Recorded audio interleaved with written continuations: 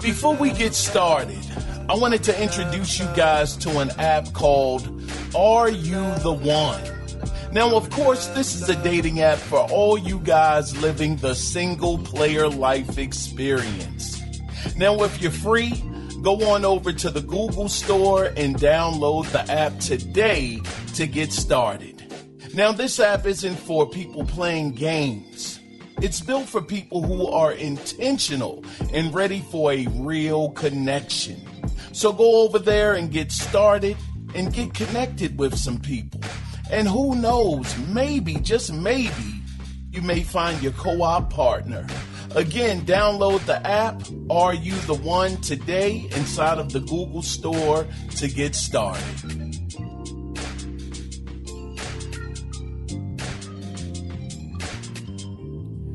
I'm in love, I'm in love, I'm in love, I'm in love.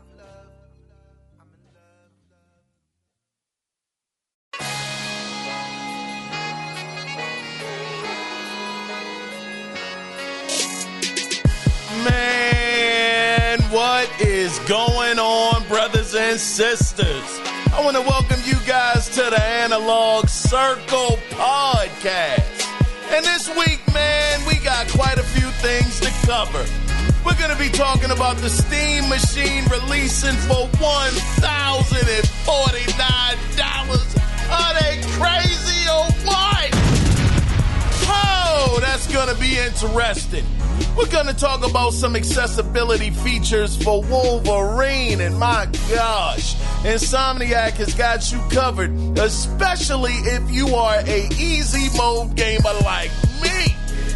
We get a word on what Neon Giant's first new game is, and we got to look at it since they worked on The Ascent, which was one of my favorite games from last generation. And we also get a little bit of information on Kojima's game OD. Now, don't get too wild about it, because it ain't that much, but it's enough to discuss. And we get a little bit of Blade news as well. But all of these stories can be found here in this episode. I have no idea what this episode number is, so we're still going to get started. I am your host, Keon Mitchell, and welcome to the show. Come on in, sit down and relax yourself. Take a load off, and let's get into these topics momentarily. But if you do want to be a part of the show, if you want to be a part of listener feedback, which does take place on Sunday, you can do it two different ways. You can either call in at 667-284-9057 and let your voice be heard, or you can email the show, and the email address is simply the Analog Circle Podcast at gmail.com. Now, I got to tell y'all, this has been one heck of a week of gaming news, and I didn't think I was going to be able to record an episode, but yet, here we are. So before we even get started with all of the stuff that happened this week, and believe you me, I ain't got nothing written down. This is going to be freestyle Fridays, even though it's Wednesday. But the thing is, I definitely was sitting here and I was pondering a little earlier today, and I wanted to know you guys' opinion on this. And I guess you could say this is the question of the week, but I just wanted to simply know, is gaming losing its purity? And I don't want to jump on a soapbox, back in my day kind of situation. I don't want that to happen. But it became clear to me. And I had said for a while, it was a question. This was a couple of years ago. I forgot which podcaster it was. I wish I could give them their credit. Might have been Hard 8, I think. Maybe this was years ago. They were asking a question at that time. Was gaming better today or was it better, years ago?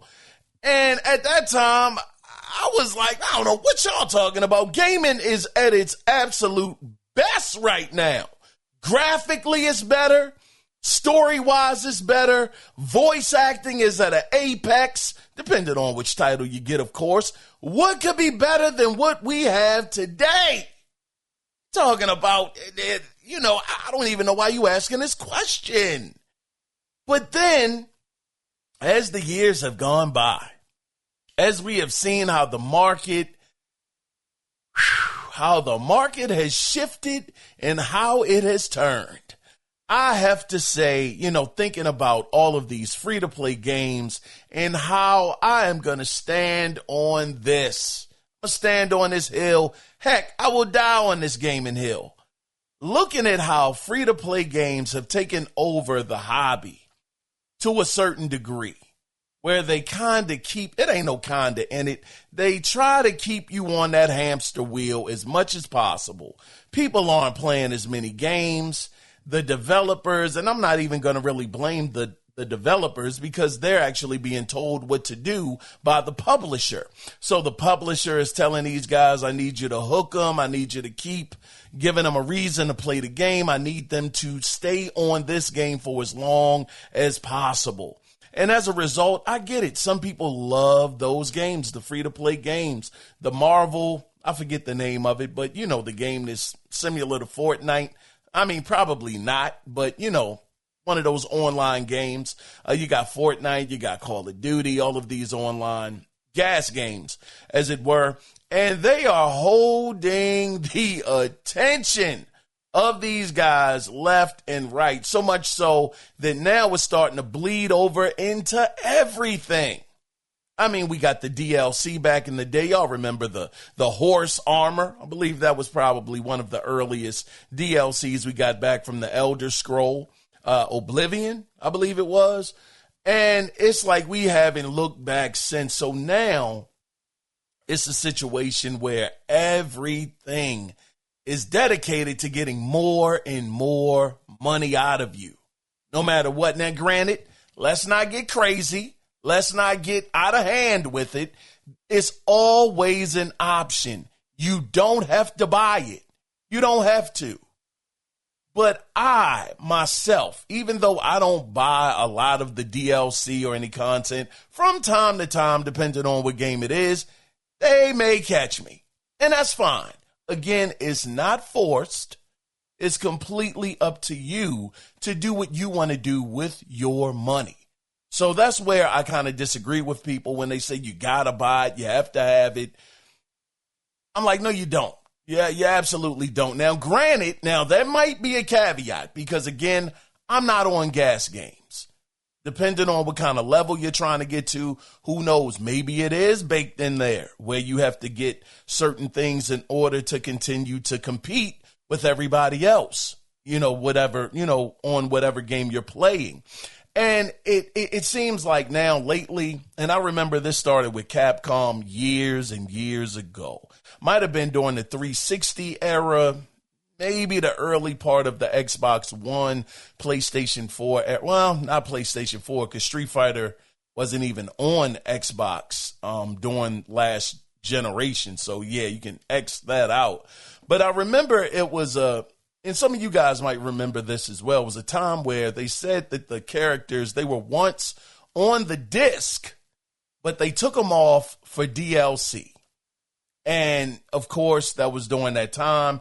It's still happening today, but it was still earlier days with the DLC. A lot of people were mad about that, but some people chalked it up as, okay, this is just gaming right now. Of course, I think you could, I don't even know if you could earn the characters, like unlock them on your own. And I think that's when it started to become a bigger issue. So now you fast forward to today, because I don't want to get too long-winded with this question, but you fast forward to today and everything is based on money. And I understand 1,000%. These companies, they have to get their money back in order to stay in business. I get it. 1,000%. I want you to stay in business. Like I always say, if you give me a product that I want, I have no problem giving you my money. It is a fair trade. If you have something I want, I will happily buy it and give you my money. That is fine, 100%. But I do believe it does get to the point where eventually you start to sit back and you don't even have to take a 50-mile outside view of what's going on or overhead view of what's happening. And it seems like it is a bit of Yeah, it seems like there's some price gouging going on. I mean, everything is DLC driven. Everything is, trying to make sure that you can stay on the game for as long as possible. And I mean, even to Asha Sharma's point, and I'm with it, so I'm not going to be a hypocrite. I agree. She doesn't even want to do AA games anymore. She's trying to do the AAA budgets that are going to sell. And I have no problem with that. But then I had to remember just a little bit, just a taste. Just a taste. There are quite a few AA games that I actually liked and have liked. And we're going to talk about them a little bit later, but it was a AA game. The Ascent was amazing. Inside was incredible. Cuphead, fantastic. And then we even got Reanimal. Reanimal, which is by one of my favorite developers. Even they, are in the AA space. But I love that game. Now. Granted, I gotta be fair here. I actually didn't open it yet. This man! Listen, I didn't open it yet, but I plan on getting it open very, very soon. That demo was fire. It was absolutely fire. Made me want to buy the game. I'm a fan of the Little Nightmares games as well. So these AA games, I actually really, really do like them a lot. And it seems like those may get pushed to the side. You never know. Now, we know that Microsoft, that's what they're going to be doing. Doesn't mean the whole industry is going to do it. But if everybody is going for the big bang, boom, pow out here, what is going to happen to the smaller games if it's all about the money? It's all about just getting that money back. We got to recoup on every single game. And I get it. That is the goal. Let's not get ridiculous here. It's always the goal to recoup the money that you put in. But does it get to a point where the money is taking over everything? Where it becomes less about the art and it just becomes more about the profit. And as a result of it seeming like it's becoming more and more about the profit, I feel like gaming is getting tainted, and it's been tainted for a while, but I'm not trying to be hyperbolic here. I'm really, really, truly, sincerely asking the question, is gaming losing its purity? Those single player games, man, it was phenomenal. You had a starting point, a middle, and a finish. You still get that today. Let's not get crazy. That's still happening inside of gaming. But it just seems like, wow, today, it just seems like, man, everything evolves, or revolves around getting the money. It just seemed like, and I don't want to do revisionist history here. That's why I am very, very curious to know you guys' point of view, because I could be living in a revisionist history. But it just seemed like it was just more pure. Years and years ago. Wasn't all about the suits, people running a ton of numbers and, you got to add this into the game in order to hook them and keep them there. It just seemed like it was really about getting a dope game out there, dope, fun game for gamers to enjoy. Now, granted, Nintendo, maybe they could be possibly the last of the Mohicans. I mean, they're not above reproach. Definitely not Nintendo, but they got some DLC practices as well, but I don't know if it's as egregious on their side. Again, I have a Nintendo Switch. I didn't spend a lot of time on it, so I can't, and this is crazy. I've had it for as long as I've had it, and I can't recall any game that I have right now, maybe outside of Zelda. I can't recall any real DLC coming out for those games, but I could definitely be wrong. But somebody correct me, but I'm just curious to know you guys' thoughts. it's a heck of a time that we're living in. It's not a woe is me time. I'm not going to say that. Let's not go that route. But stuff is more expensive.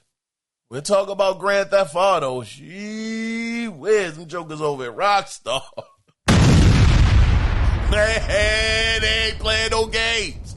But listen, I am curious to know you guys' thoughts. I always love hearing from y'all. And definitely let me know your opinion. Is gaming losing its purity? Some of y'all might say it's already been lost. Where you been at? Keys, where have you been? That stuff been over a decade ago. But it just seems like it's more and more in our face today. But you guys let me know if I'm tripping or if you agree or disagree.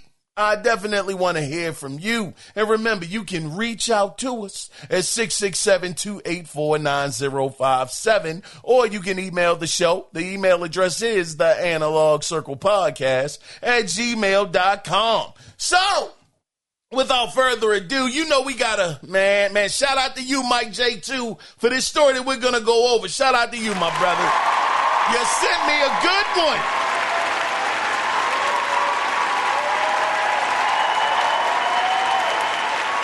Man, we're going to get into it right now. Listen, I'm about to pull this article up. Like I said, today is Freestyle Friday, but it is Wednesday.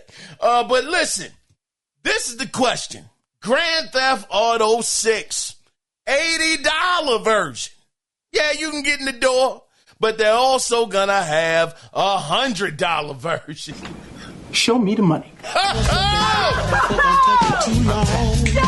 Man, show me the daggone money. That's what Rockstar is telling all of us. Listen, we could have went out on a limb and charged you $150, but we ain't do that.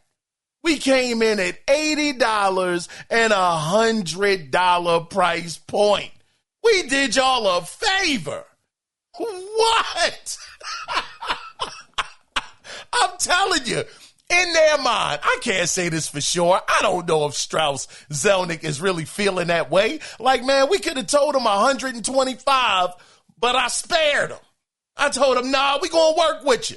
We going to work with you. We know all of y'all don't have that much money. We do want to sell about 100 million of these. So you know what? We're going to sell it to you for $80. No. It's not going to be yesterday's price. What did Fat Joe tell us? Yesterday's price is not today's price.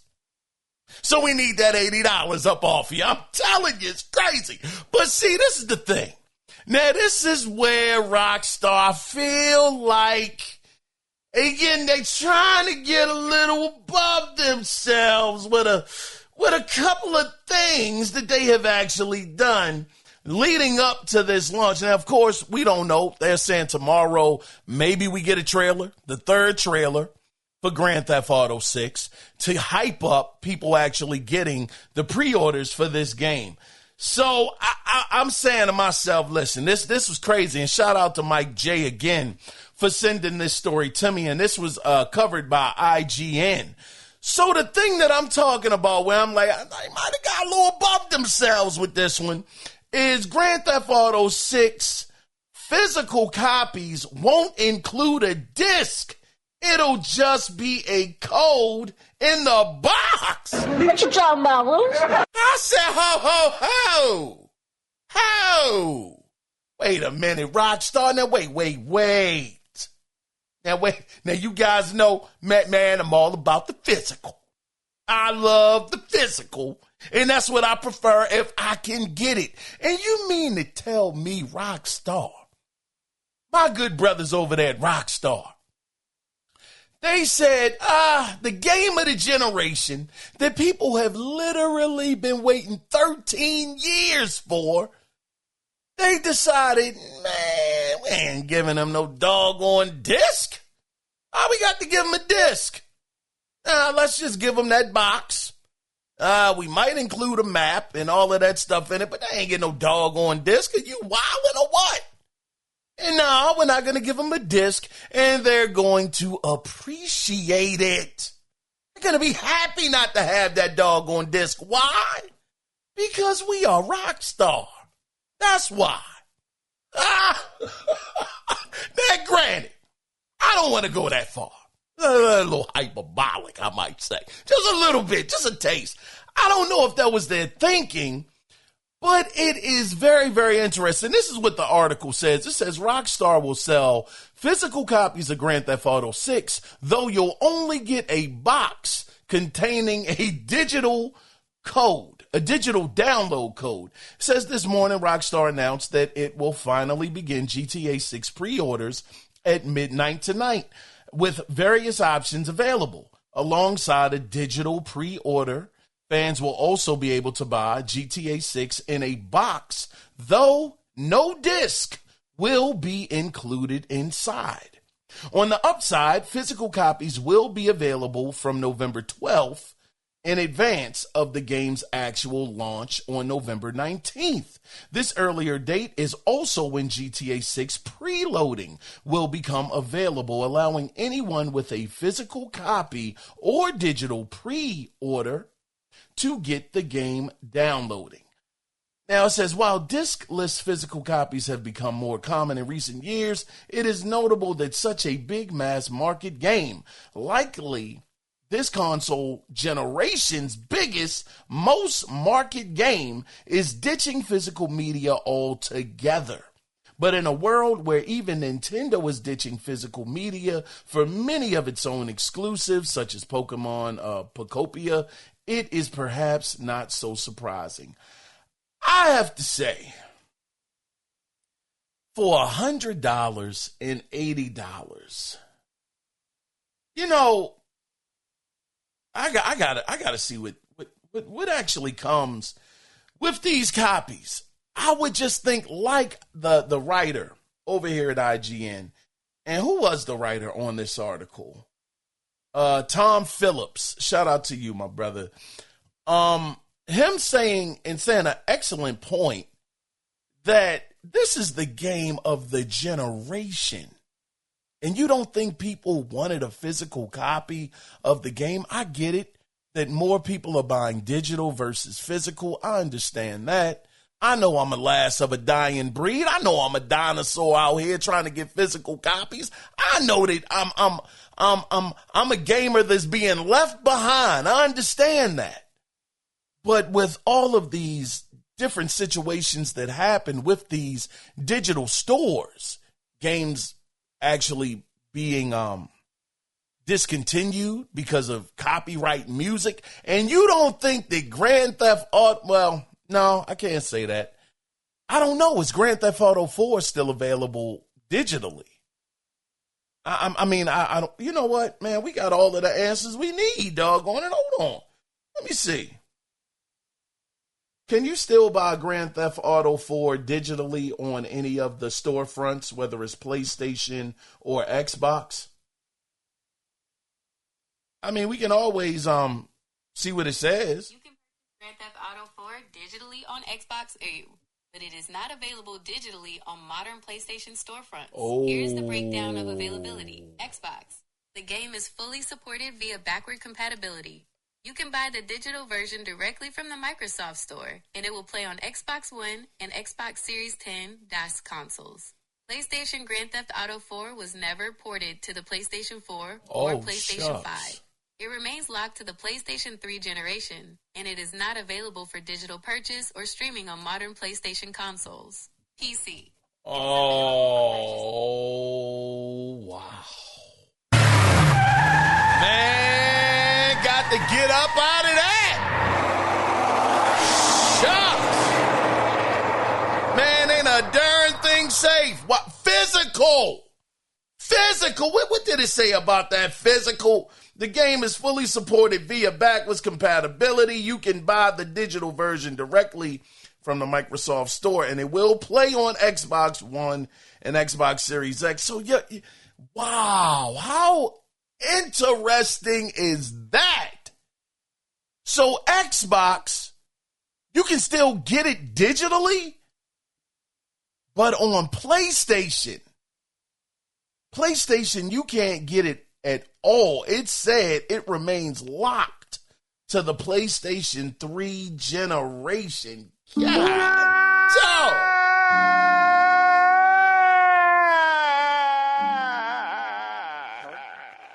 And the ad, insult to injury, it said if you are looking to play it on console, an Xbox system is currently your only modern digital option. You know what, Xbox? God dog, you gotta win. You got a doggone W.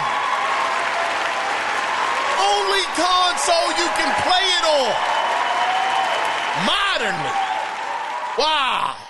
I would not have seen that coming, but that's why I say, listen, Xbox, if you don't own an Xbox, like I don't own an Xbox, I don't own one. I mean, I still got my physical copy of it. Yeah, I still got it, so I mean, I'll be fine, but I'm just saying, just to show the importance of a physical copy. You may never be able to get that ever again. I mean, you might have to go back in time and hopefully GameStop and, well, you know, eBay is always going to be around, so you can always get a copy. So I'm not trying to make it a bigger deal than what it is, but man, that is interesting. That is still locked to the PlayStation 3, and there's nothing you can do. This thing is like Metal Gear Solid. Well, before it actually got ported. I mean, Guns of the Patriots, pardon me, is now on regular hardware of today's time. But it's interesting to me that this is happening. The Grand Theft Auto, well, not just Grand Theft Auto, but more importantly, Rockstar and Take-Two actually aren't going to be including the physical disc. I just don't know. I mean, how do you guys feel about that? I really am curious. I know it sounds like a corny question, but I am curious to know if a game that's going to cost $80 and $100 and you're still getting less, you're not even able to get the disc with the $100 version. They said, all right, cool, $100. Oh, well, we don't care. You still don't get the doggone disc. Man. God, dog. It's very, very interesting to me. Do y'all think Rockstar, maybe they are feeling like, well, we can kind of do what we want to do. We got them pretty much in the palm of our hand. Everybody's going to buy this game. Think it's projected. You know what? What is Grand Theft Auto 6 projected to sell?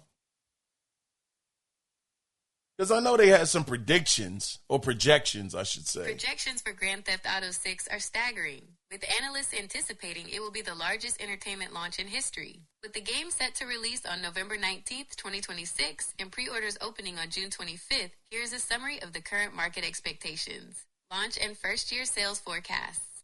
Estimates vary based on the analyst, but the consensus points to a record-breaking debut, day one and initial week. Some industry analysts, such as those at Piper Sandler, have projected sales exceeding 45 to 46 million copies on the first day alone. The first day! The first day! Day one and initial week.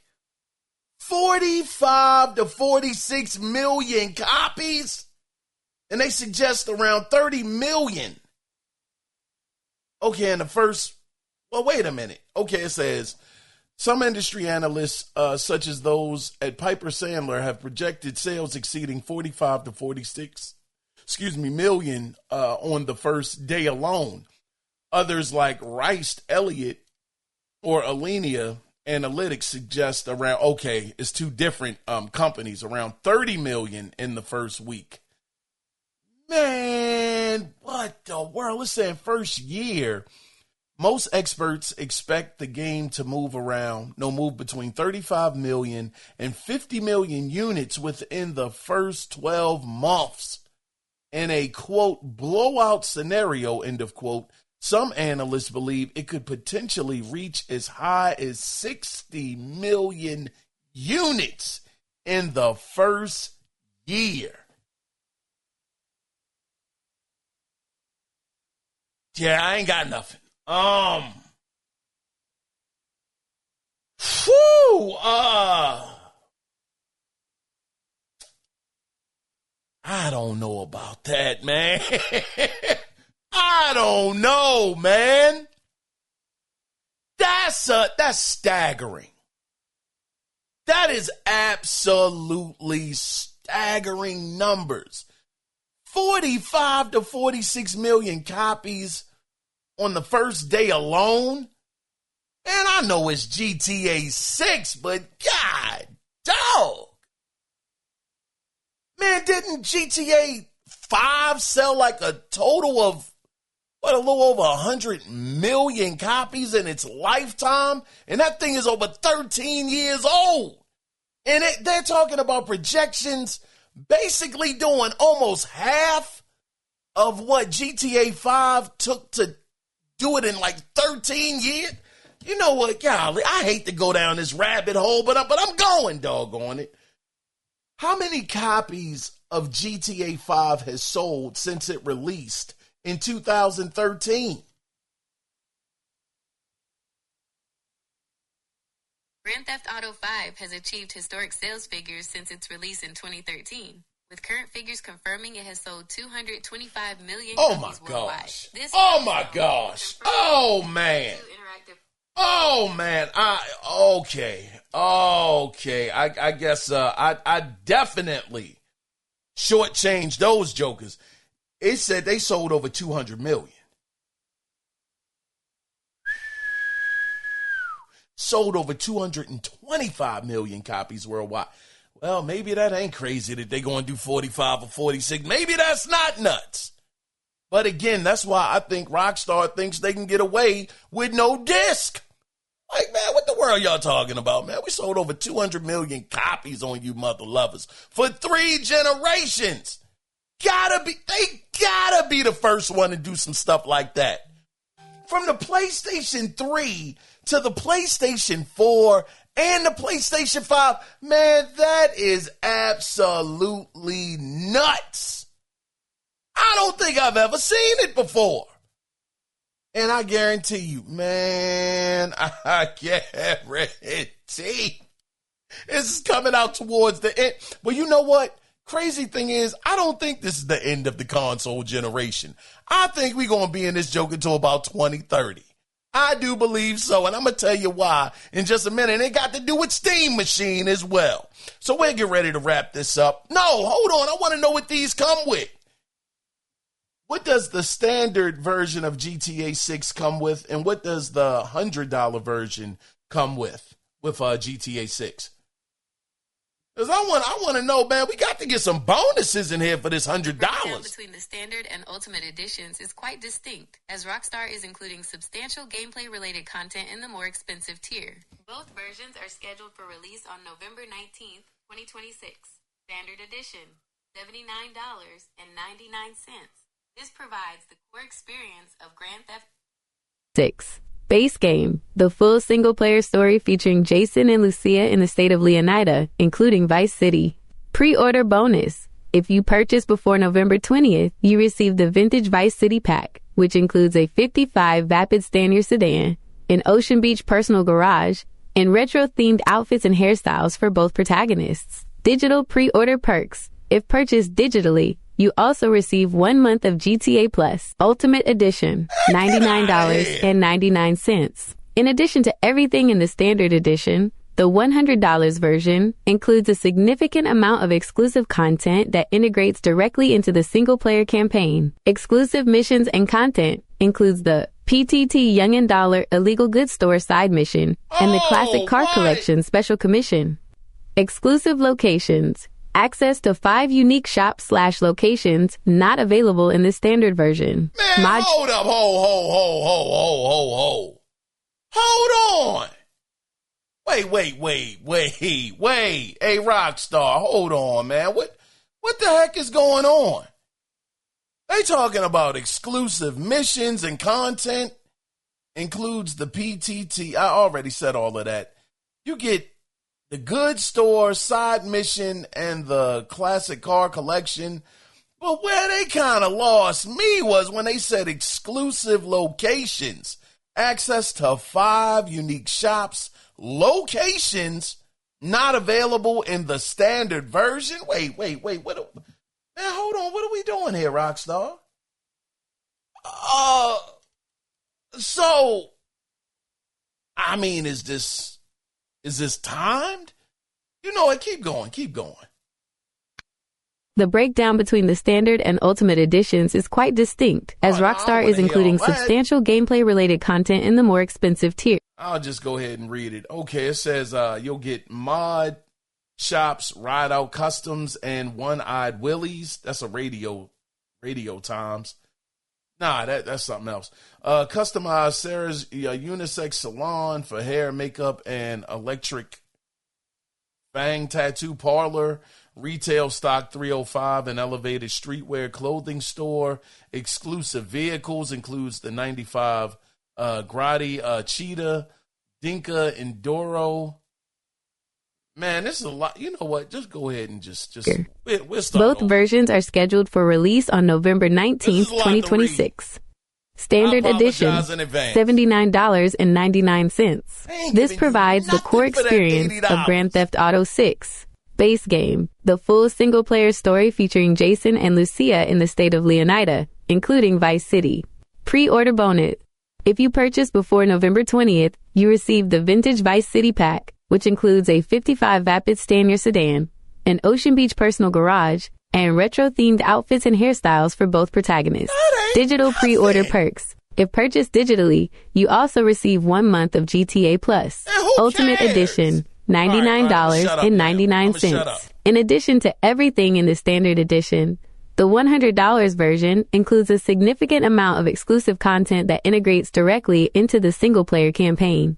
Exclusive missions and content includes the PTT Young and Dollar Illegal Goods Store side mission and the Classic Car Collection special commission. Exclusive locations. Access to 5 unique shops/locations not available in the standard version. Mod shops.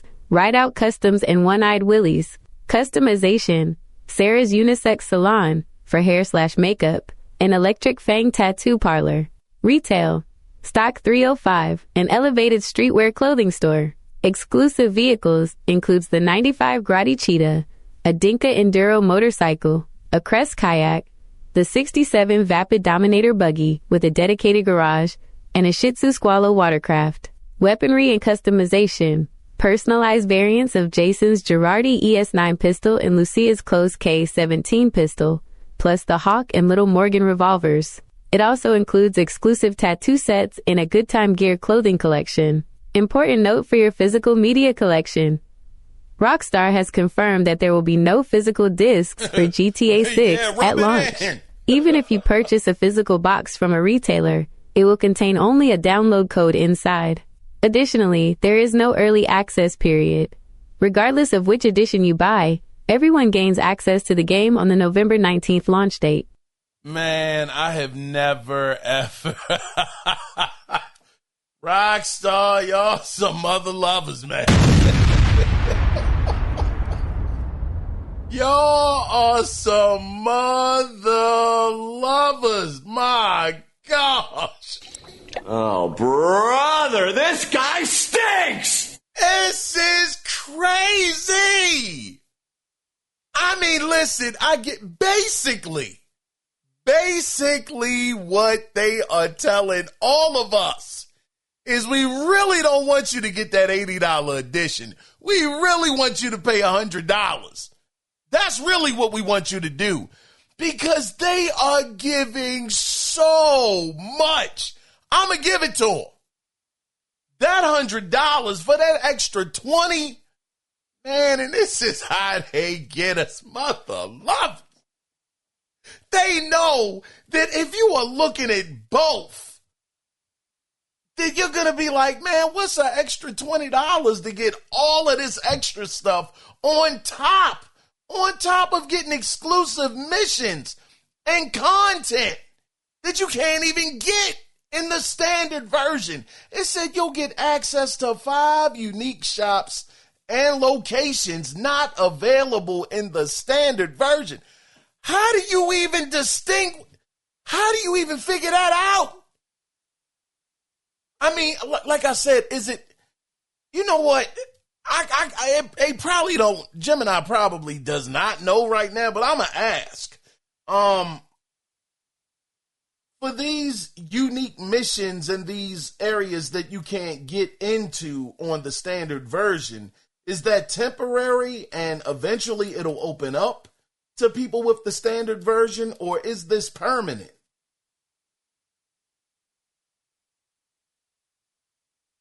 I'm going to see if it has the answer. The content locked behind the Ultimate Edition is permanent for those who only own the Standard Edition. Rockstar Games has confirmed that these specific locations, missions, and items are exclusive to the Ultimate Edition. They are not timed exclusives that will eventually open up for Standard Edition players through a standard game update. However, there is a path to access them if you decide later that you want the extra content. The Upgrade Path Rockstar has officially stated that owners of the Standard Edition will be able to purchase an Ultimate Edition upgrade separately at any time. If you start with the $79.99 version and later find yourself wanting the extra shops, missions, and vehicles, you can pay the price difference, likely $20, to unlock that content on your existing save file. In short, it is not a temporary unlock. It is a permanent paywall for that specific content, though you are not locked out of buying access to it later if you change your mind. Move this man!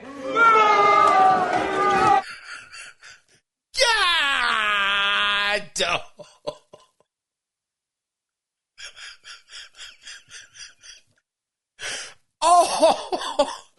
Oh, man. Oh, man. Man, they should have never gave Rockstar money.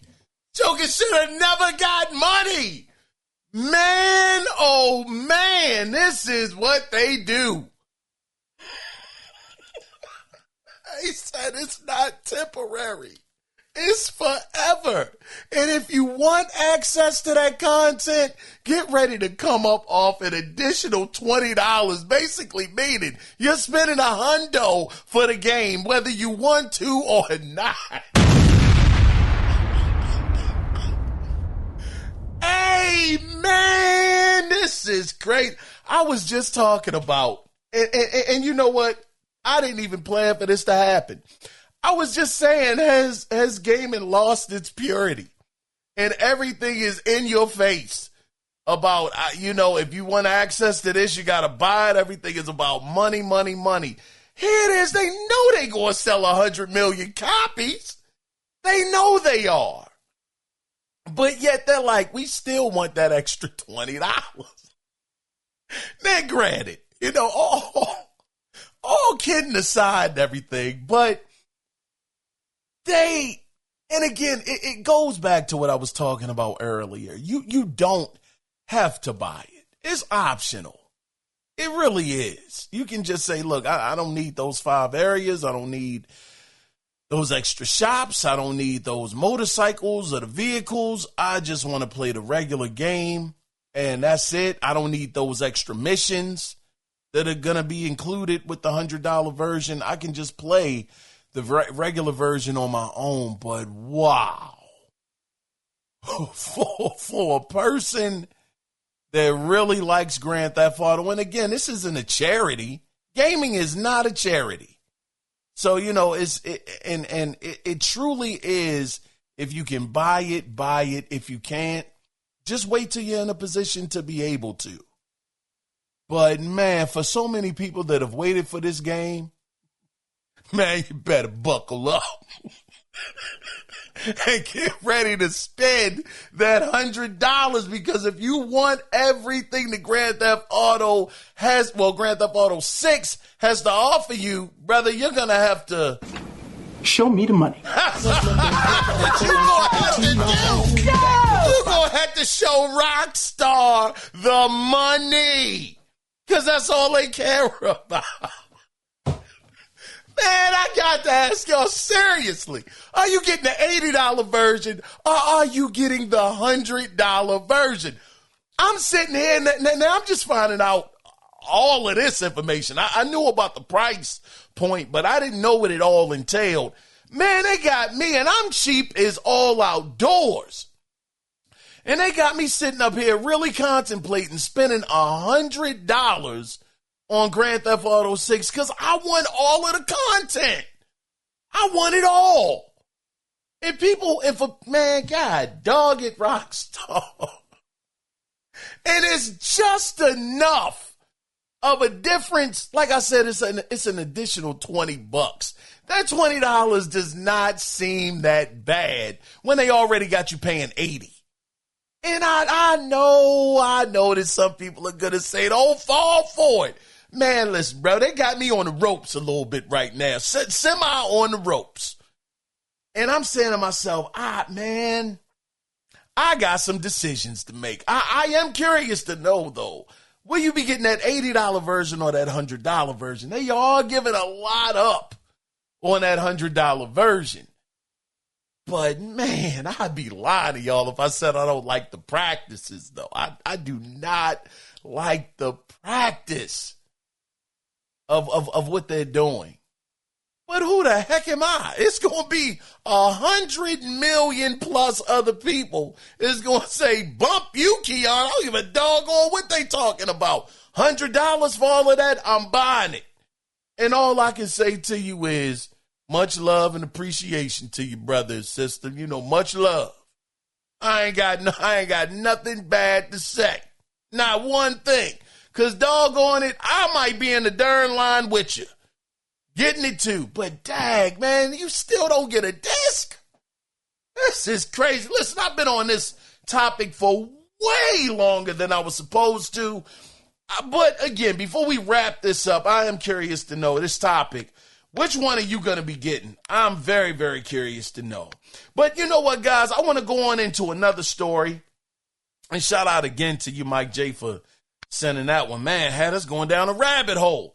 But I do want to mention this other story that I got. It's a couple of other stories. This Blade story that I actually got. IGN was on fire with their news. Like I said, I didn't write any of this stuff down, so I'm actually getting this straight from the website of IGN, and looks like the writer on this one is Michael Kripe. Shout out to him. Hopefully I said your last name right, brother. But the title of this is, and this is about Blade, is it says Bethesda boss Todd Howard saw Marvel's Blade in May. Says Arcane doing a really, really great job. Now, it did say, let me see if I can find the actual quote. He was actually talking, Todd Howard, that is, to Entertainment Weekly. They actually got a couple of stories, Entertainment Weekly, this week. But he said, I believe they were asking about what he saw at Arcane Studios as far as Blade went. And he said, quote, I'm not at liberty to say when we'll see more, he says, Howard teased. But I saw some stuff just yesterday on, now this was May 21st, and the folks at Arcane Studio, the developers, are doing a really, really great job. End of quote. So back in May, it looked like they were still on top of it, still working on the game. Now, we know what's coming down. Well, we don't technically know what's coming down the pipeline. We've heard different stories about Arcane possibly, meeting their demise, as well as Ninja Theory on top of Double Fine Studios and Compulsion. We've heard these stories, but nothing has been confirmed. Everybody is still officially with Xbox right now, so who knows what's going to happen in the future. Now, again, according to Todd Howard, when he visited them back on May 21st, he said that they were doing a really, really good job. And he's not at liberty to say when we're going to see more or hear anything else more. But, he saw some of the stuff that they were working on, and yeah, it looked really good. Looked like things were coming along. Now, the thing is that we've seen Microsoft. We've seen the Xbox brand. They got a track record that is as spotty as a Dalmatian right now.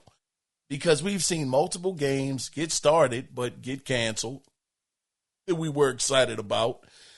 One of those might be one of my most anticipated when I saw it, Senua. Who knows what's going to happen with that? I hope that they make it. God knows I do. We saw a Blade. We don't know what's going on with that. We saw Perfect Dark, thought that was off to a great start. That wasn't real. We even saw, good grief, what was it, years ago? The Capcom game, what was it, Dragon? Man, I forgot the name of it. It was almost like DMC. The guy was wearing headphones on his head, and a lot of people said it was not a really, really good game. Phil Spencer even came out and said, nah, y'all don't really want that game. That wasn't really a good game to release. I'm forgetting the name of it, though. But, yeah, that got shown but never came out. So they have a track record of this. But hopefully, since he just saw it in May, which, I mean, golly, doesn't really mean much. We just saw Senua earlier this month, and they might be out of there next month. Gosh, I hope not. Man, keep Ninja Theory, please. Just please keep them. I hope they can keep everybody, and maybe this stuff has got blown out of proportion. I mean, you know, I know this is hope beyond hope at this point, but I'm hoping that they'll be able to keep these guys. But Ninja Theory, how you going to get rid of them? Man, H-Blade 2 Senua Saga was phenomenal. I don't give a doggone what anybody says about it. I will defend that game. Now granted, I am going to play H-Blade 1. I had it on PS4. I didn't finish it. Those puzzles, they got to be a little too much for me. So I quit. But after playing H-Blade 2 and hearing how much, you know, I'm not going to say hate or vitriol towards the game, but how disappointed so many people were, I'm like, God, dog, what did I miss with the first one? So I'm going to buy it again on PS5 and play it just to figure out why everybody was so in love with that game and why this game just did not hit at all with so many people that played the first one where they thought it was a misstep and it was a step back. So I gotta see what was going on. If they're saying the first game was that much better than the second game was phenomenal. If you ask me, it was the best. I'll say this. That was the best gaming experience I can think of in recent memory. I'm talking, that thing was up there with like Days Gone and The Last of Us Part 2. It was just such a different experience, though. It was not nearly on that. Well, I'm not going to say it wasn't nearly on that level. It was. It was definitely production-wise on the level of both of those games and story-wise to a certain degree. But it was amazing. One of the best gaming experiences I've ever had. I'm dead serious. It was incredible. Very linear. I can understand people being mad about that, but it was phenomenal. So I'm hoping that, you know, they'll be able to keep them, just like I'm hoping they'll be able to keep Arcane Studios around to keep on working on Blade. But this was the thing that I found most interesting about this game inside of this IGN article. It says, quote, in Marvel's Blade, Eric Brook is, you know, of course, the legendary Daywalker, half man, half vampire, torn between the warm society of the living and the rushing power of the undead.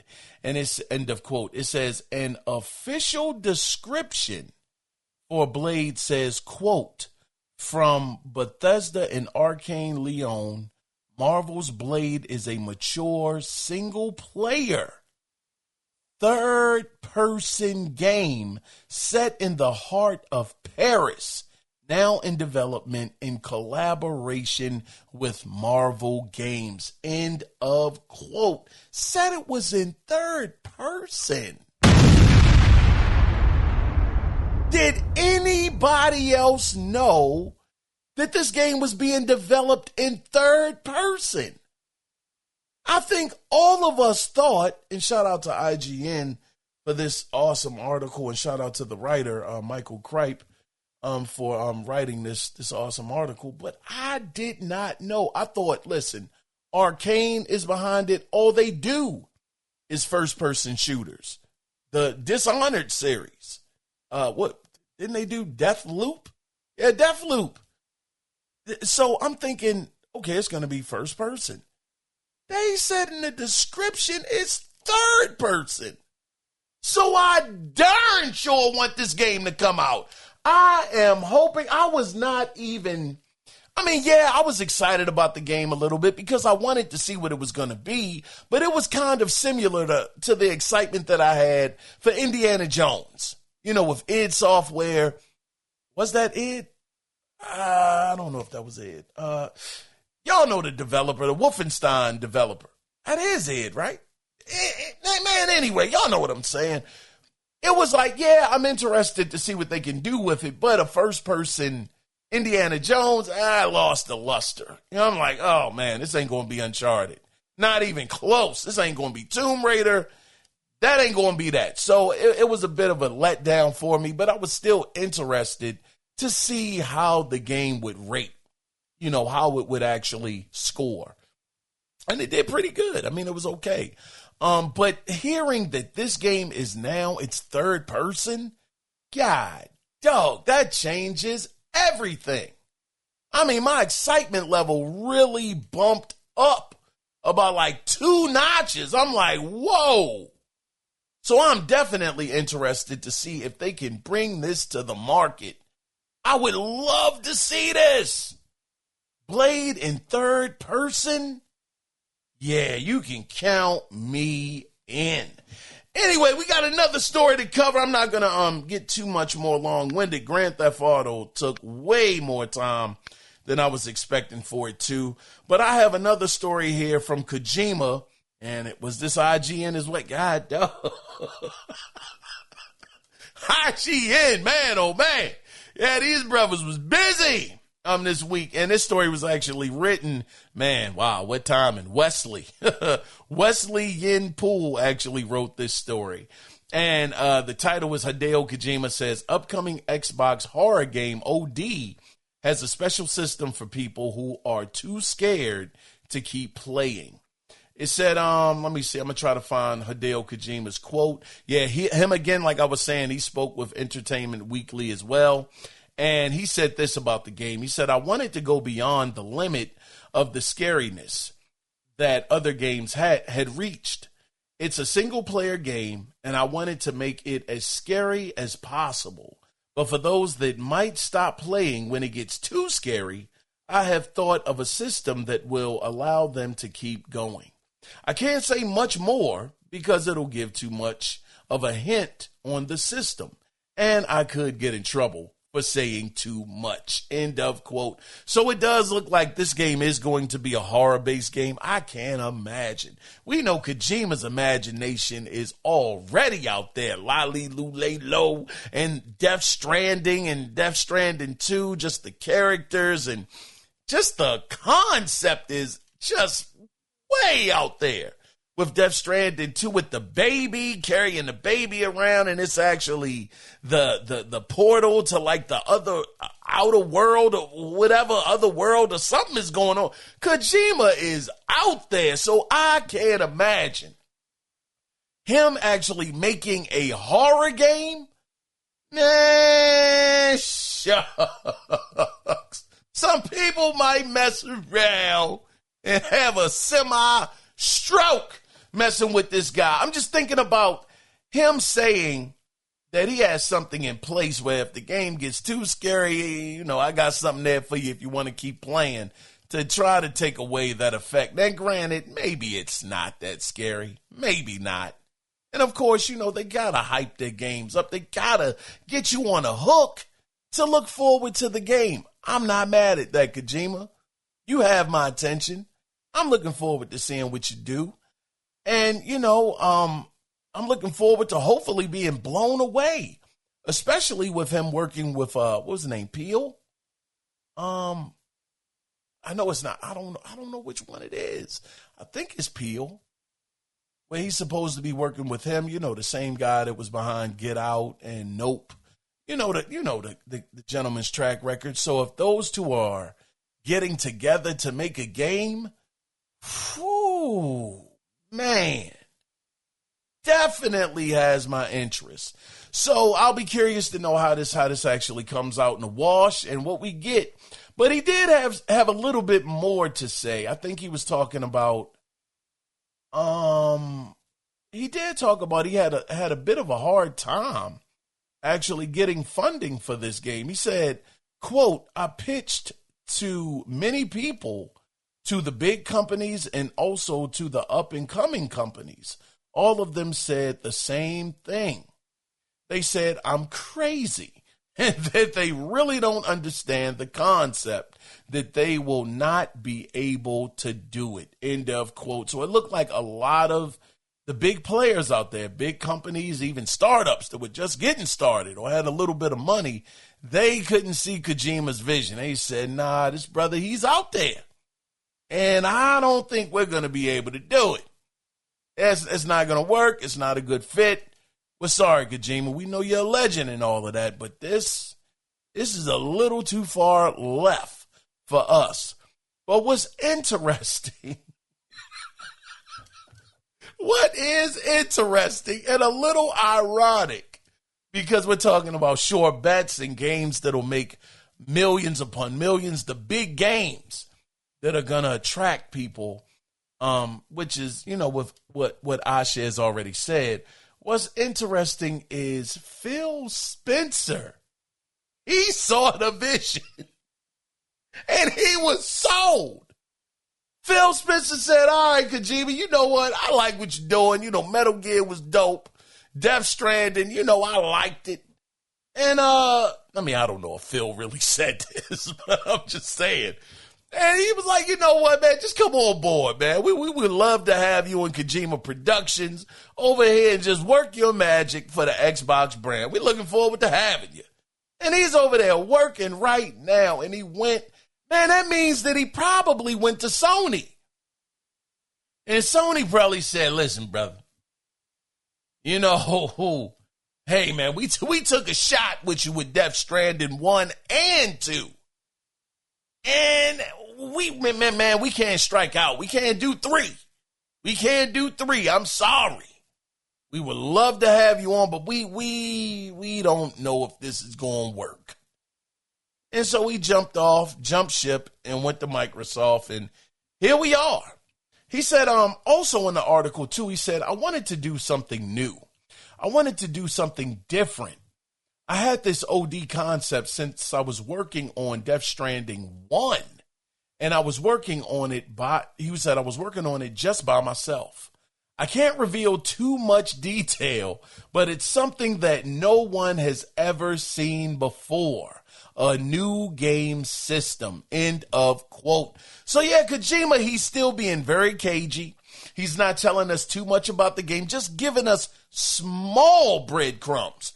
Not full-size breadcrumbs, but breadcrumbs split with other breadcrumbs. He's splitting the breadcrumbs. He's giving us hardly anything here. He's talking about systems. He's talking about the game being so scary, some people may want to quit. He talked about not everybody giving him a shot. Nobody wanted to. Not the big companies, not even the startups, the smaller companies. They just didn't get it. Said this guy's crazy. That's what Kojima said. They said that he was crazy and that they wouldn't be able to do it. So that definitely gets me more interested in OD, and hopefully, I hope that they keep this game exclusive. I hope that that's what Microsoft does. I hope that they don't share the riches, because believe you me, PlayStation didn't share the riches with Death Stranding 1 and 2 when they first released. Now, eventually, Death Stranding did get over there, and I'm sure the second one will make its way over to Xbox as well. But for now, I hope that you're actually able to keep that one exclusive, keep it in-house. Now, moving on to the next story. We got Steam Machine news, brothers. Oh, Steam Machine. These jokers right there talked about $1,049, and it doesn't even come with a controller. Are you crazy, man?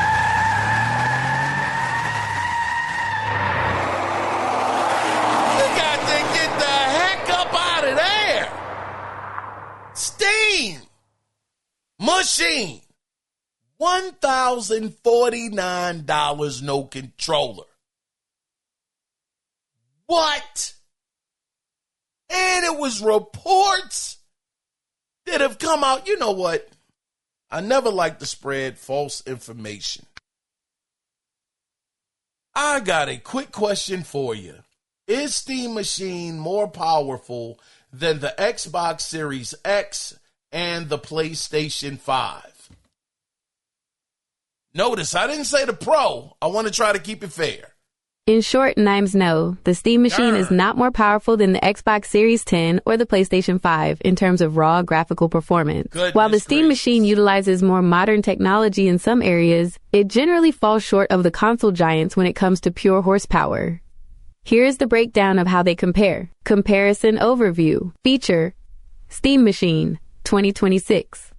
Xbox. You know what? We ain't even got to go through it. The short answer is you want $1,049 for a console that is not more powerful than an Xbox Series X, which is what, $650, and a PlayStation 5 that you could get as low as $600 if you don't want the disc drive. But yet you want $1,049 for a console with not even a darn controller. You are crazy.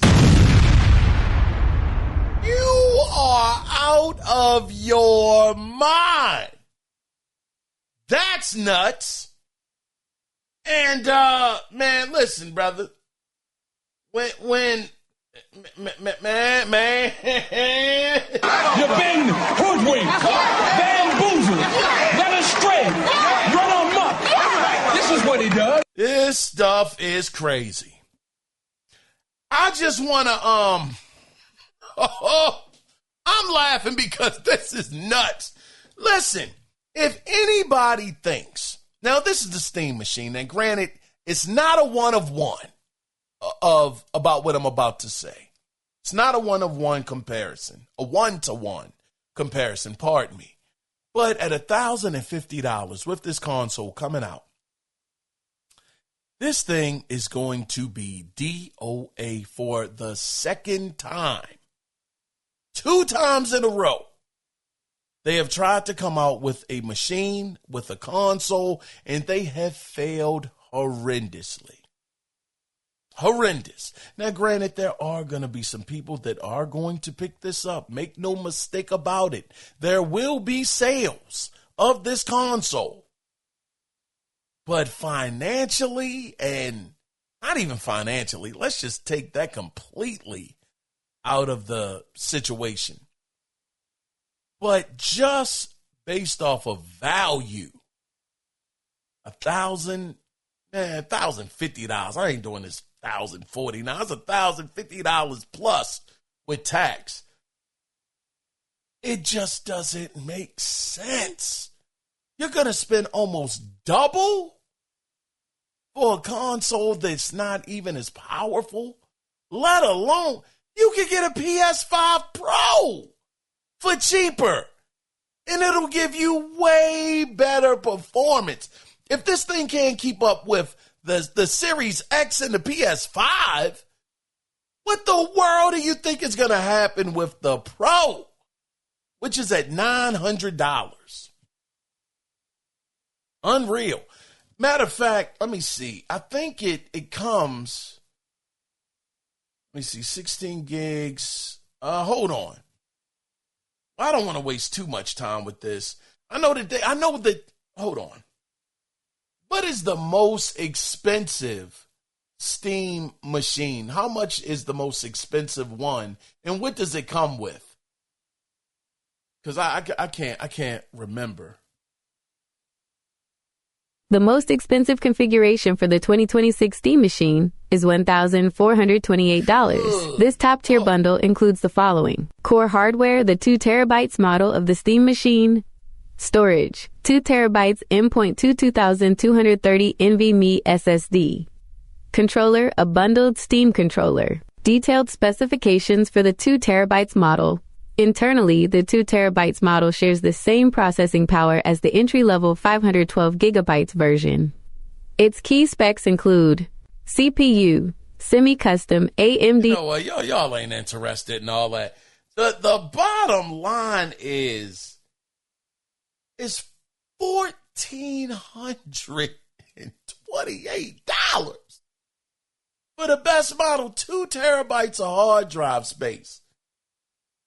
And you know what? Man,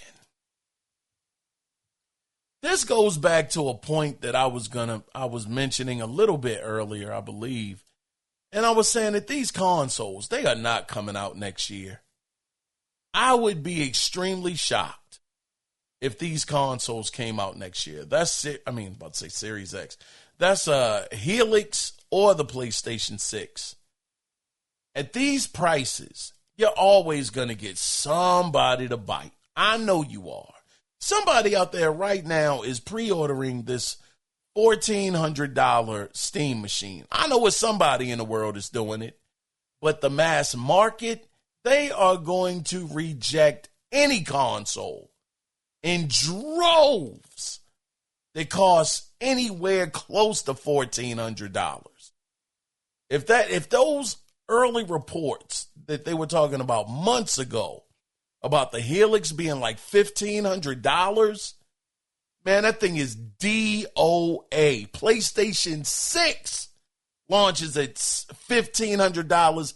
It's DOA. Matter of fact, I would say if any of these consoles launch at $1,000, they are DOA for the mass market.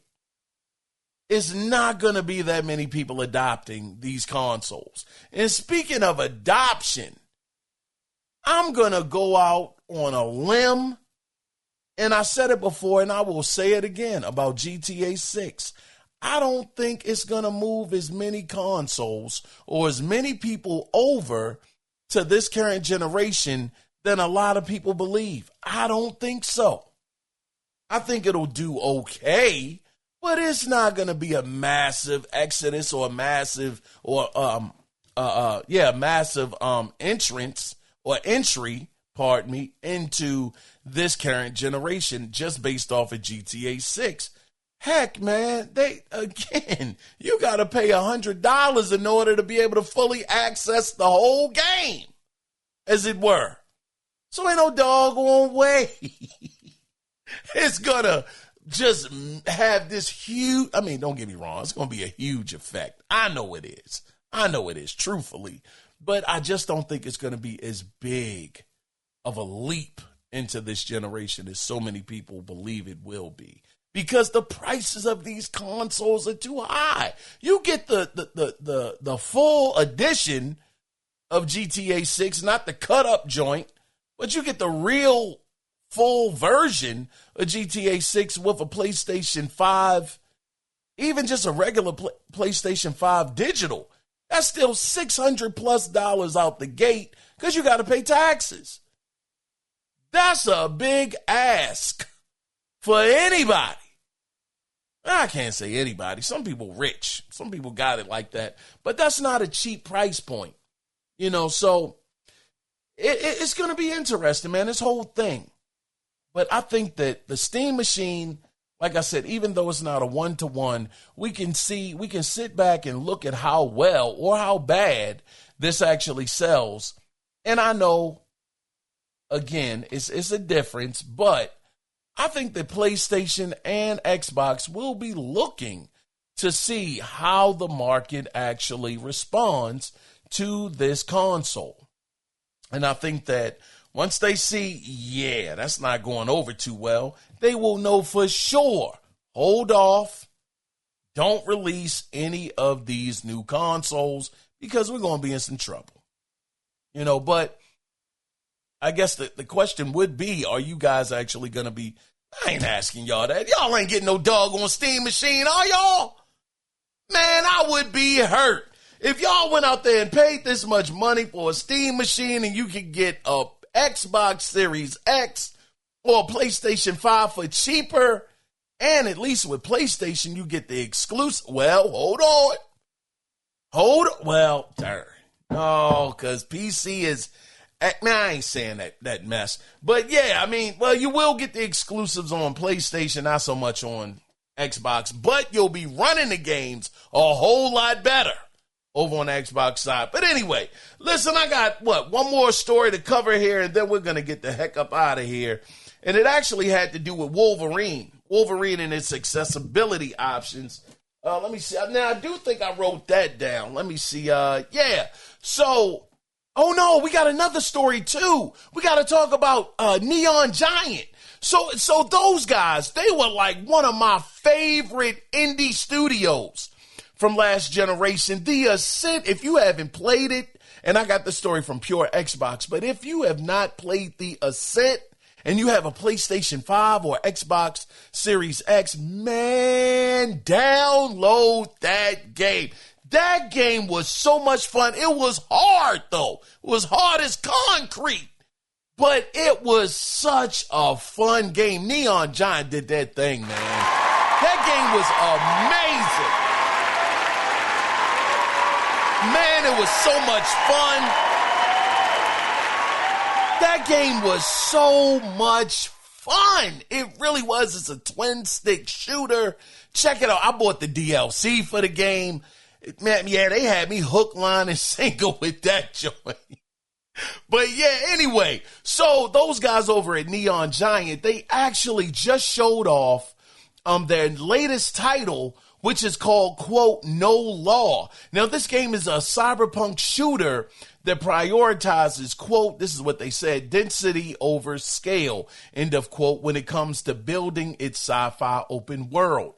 Now, it was also being developed in Unreal Engine 5. Y'all know how I feel about the Unreal Engine 5. And I'm sorry, hey, let's always bring up my good brother Cody Clark, because I know he does not like that engine. But, man, that thing is amazing, brother.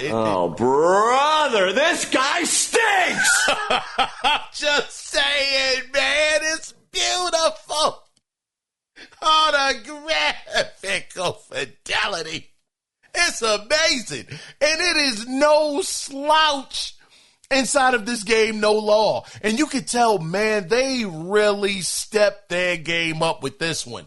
It's like they actually said, for comparison's sake, the creative director, his name is Tor, I believe, Frack is his last name. Pardon me if I said it wrong. It's spelled F-R-I-C-K.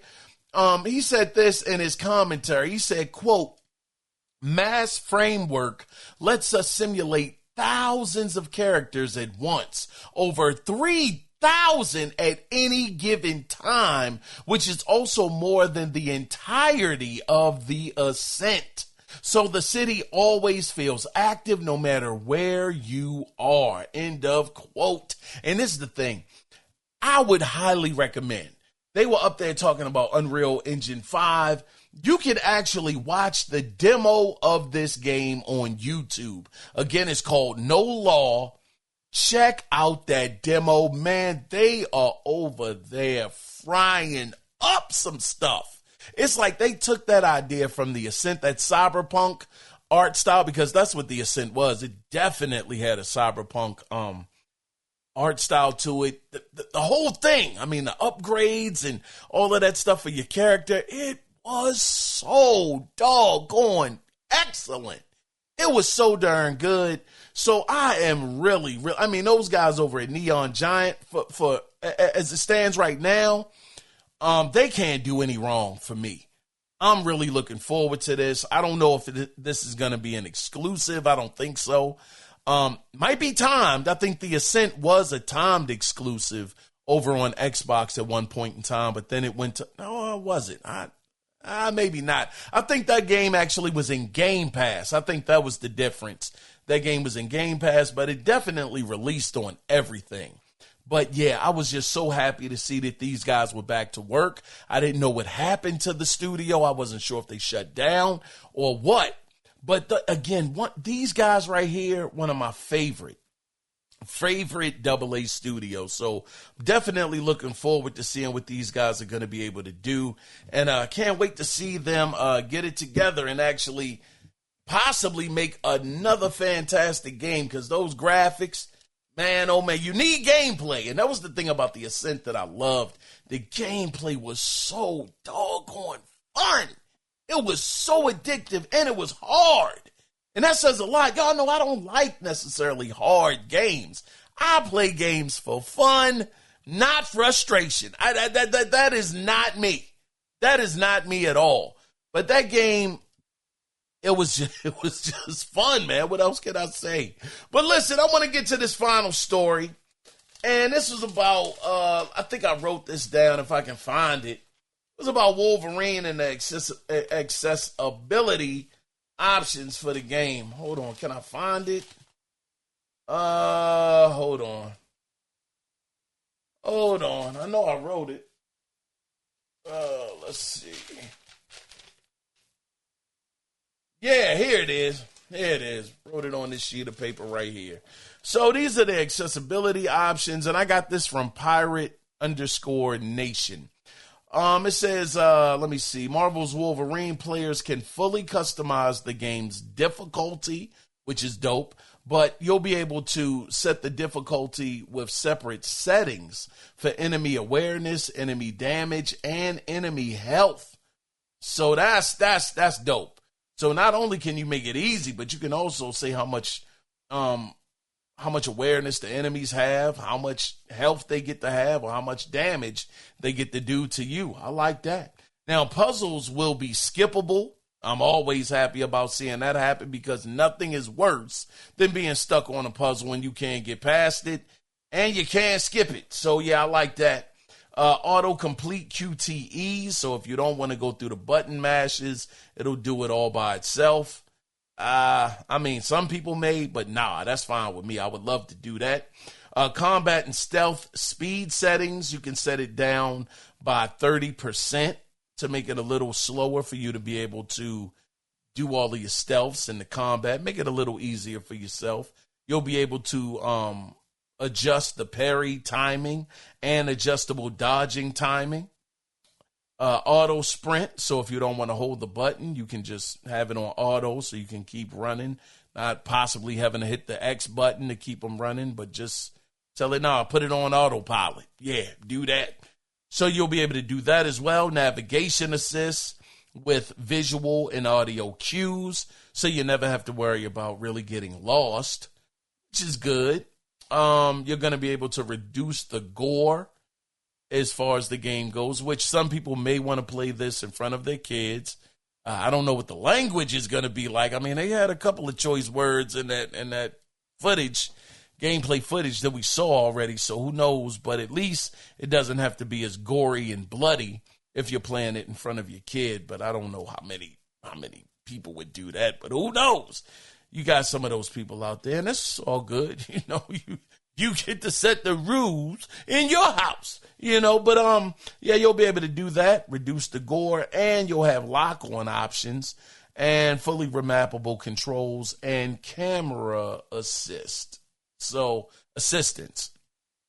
those are the features.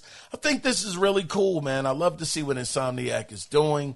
They continue to, make games accessible. And that's the thing I really do appreciate about Capcom as well. Capcom, these guys don't give a doggone. They speak in my language. I played that Resident Evil 9 demo, and I was like, man, I just want to go through the story, have a good time. Man, I should have been dead 20 times. I should have been gone. My character shouldn't have lasted nearly as long as she did because I was getting towed up. But just the fact that Capcom was like, oh, darn it, frick it. Just give him infinite health so he can get through the game. I loved it. I absolutely loved it. So Capcom gets me. They understand me. I play games for fun, not frustration. So shout out to Capcom for that, doggone. Yeah. I want to feel like I'm doing an amazing job because games are supposed to be fun at the end of the day. And I know people were saying that the Omnimushu demo was easy. I played that game as well. Man, I bumped it down to easy. Y'all know what I do, man. I bumped it down to the easiest level. This man!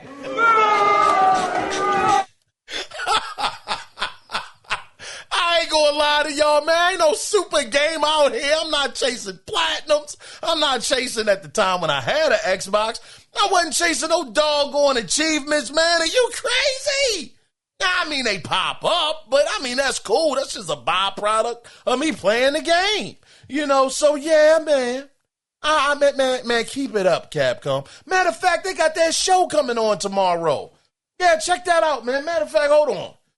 I forgot about that. I think the show isn't going to be long, though. It's going to be like a half an hour. What time does the Capcom Spotlight come on tomorrow? Didn't come out right. Yes, you are likely thinking of the Capcom Spotlight Showcase. It is scheduled for tomorrow, Thursday, June 25th, 2026, at 2 p.m. Pacific Daylight Saving Time, 5 p.m. Eastern Daylight Saving Time. There you go. It said, "Is it a big day? It is a big day for gaming news, especially since pre-orders for Grand Theft Auto 6 also go live tomorrow." I'm gonna try to find the games. Okay, they're gonna be covering these games. I just talked about it. Omnimushu, Way of the Sword. They're gonna be talking about Dragon's Dogma 2. And Monster Hunter Stories 3. So, yeah, it's not going to be long. Like I said, about a half an hour. I guess 10 minutes per game. The one I'd be looking forward to seeing more on the most would definitely be Omnimusha.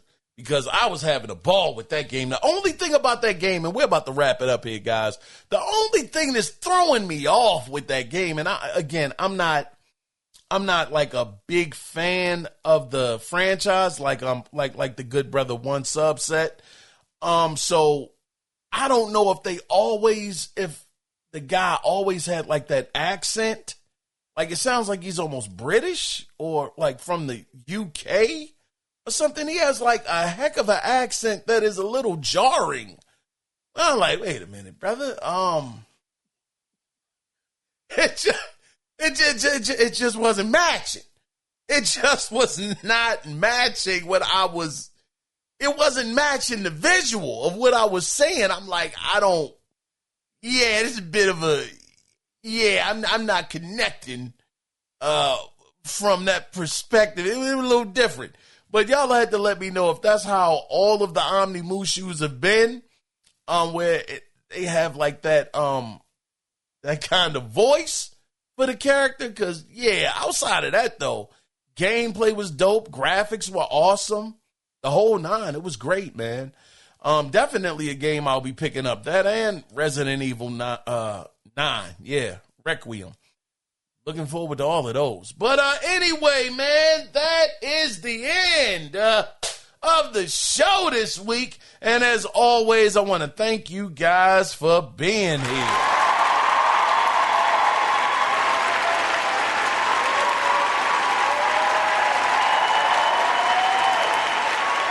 So with that being said, before we get out of here, tie this thing up and wrap a bow on it.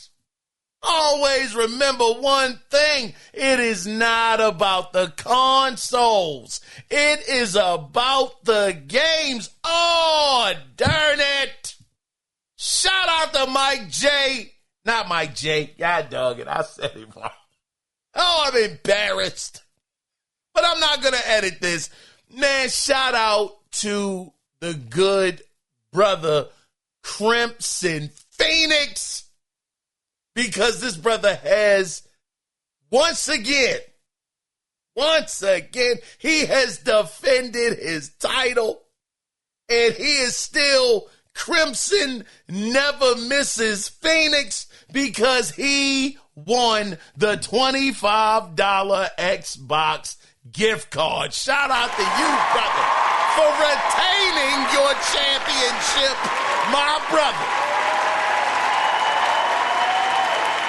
Man, oh man. Now, with that being said, we're about to wrap this thing up. But if you do want to be a part of the show we'll be doing on Sunday, which is listener feedback, my favorite, you can do it two different ways. You can either call in at 667-284-9057 and let your voice be heard, or you can email the show, and the email address is theanalogcirclepodcast@gmail.com. So, with that being said, we are out of here. See you guys on Sunday.